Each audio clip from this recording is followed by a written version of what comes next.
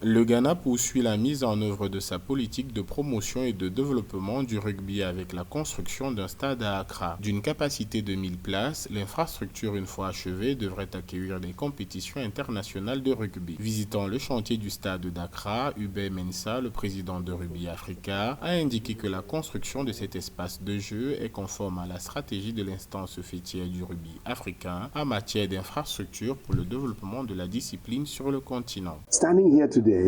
Être ici aujourd'hui est un moment important pour moi, car avant d'être élu, je disais que chaque pays devrait à un moment ou un autre disposer d'un terrain de rugby dédié. Le gouvernement ghanéen a construit cette grande installation, un terrain au standard international pour le rugby. Je suis heureux d'annoncer que nous avons un terrain de rugby dédié au rugby ghanéen pour l'avenir, ce qui signifie que les compétitions pourront avoir lieu.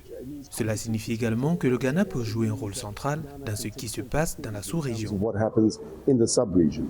La construction du stade de rugby d'Accra a commencé après l'annonce d'un accord entre tous les partenaires techniques dont le gouvernement du Ghana et l'Union africaine pour permettre au pays d'accueillir les Jeux africains prévus en mars 2024. Et pour la première fois dans l'histoire de ces Jeux créés en 1967, le rugby à 7 est inscrit au programme de la compétition.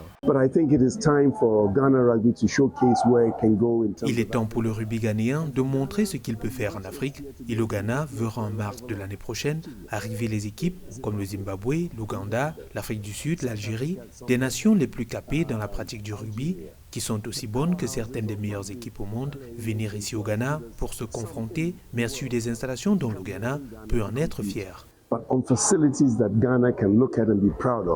Créé en 1986, Rugby Afrique, anciennement connu sous le nom de Confédération africaine de rugby, poursuit son plaidoyer pour la construction des infrastructures aux normes internationales dédiées à la pratique du rugby sur le continent. Les pieds.